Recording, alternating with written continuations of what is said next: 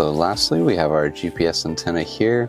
We're going to put that below the dash and kind of on top of this AC here.